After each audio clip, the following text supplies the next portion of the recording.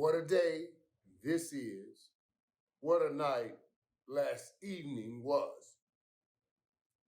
Everybody's talking about it right now. Let's talk about it too. Shedeur Sanders.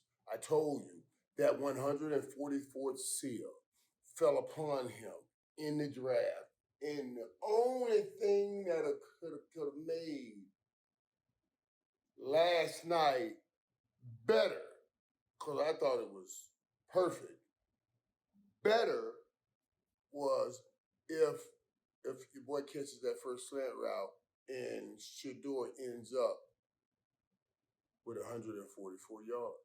He had 138. That slant would have given him another 6 yards. It would have been 144.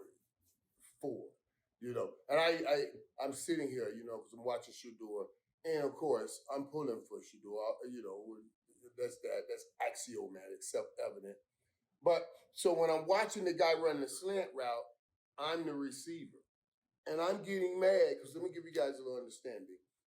I grew up in a time where there were quarterbacks up under the center.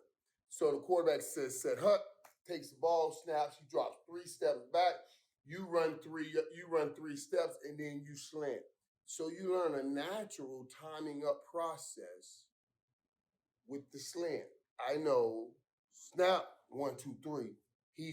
I got to get ready. He's ready to throw the ball. Boom, I come off the break. Young men today, growing up, and all playing all even the 707s, and it's all doing great stuff. They don't have a center. So you understand what I'm saying? A lot of times they are a shotgun. And so the kid has to learn to time up the timing without understanding the steps. So set hut, ball is in the air. He has to learn timing. What I mean by that, if that receiver comes in too fast, like he did last night, that first slant route, he comes in too fast. Shedeur is still in his drop and not ready to throw, and then he comes in too fast. You got to get that throw out quickly. That ball went a little high, but the receiver, he touches the ball, but he drops it because he's come so far inside that the linebacker's right there. I try to teach kids, or young receivers, I should say. I call them kids, they're grown men. I try to teach receivers to understand the timing. That's why I always say it's great to know how to get open. It's even better to know when to be open. So now if I'm running that slant route outside, I'm going to take more time because I want him to get the ball, get his steps, and I want to keep the cornerback out here until the last second when he's ready to release the ball. Then I'm breaking in. You see, now I'm going to catch the ball much wider, which gets me away from worrying about getting hit by a linebacker because I didn't take that one step and go flying in there. I went up the field, held them, and then came up and boom. It's simple math. To me, it was always simple math because I can control that. I don't have to go so far in towards the linebacker. I can control the cornerback out here. That's next step stuff. Those young receivers did not do that, and they don't understand that. But outside of that, and outside of that little bobble, because he could have gotten that first down if he catch the ball the first time. That receiver caught it the first time. But all of that, I'm so happy with his performance because I saw what I needed to see. And I think a lot of people saw what they needed to see. And a lot of people need to fess up and be real about what they saw. They saw what they had seen in college at Colorado and what they had seen in Jackson. You saw exactly the same thing.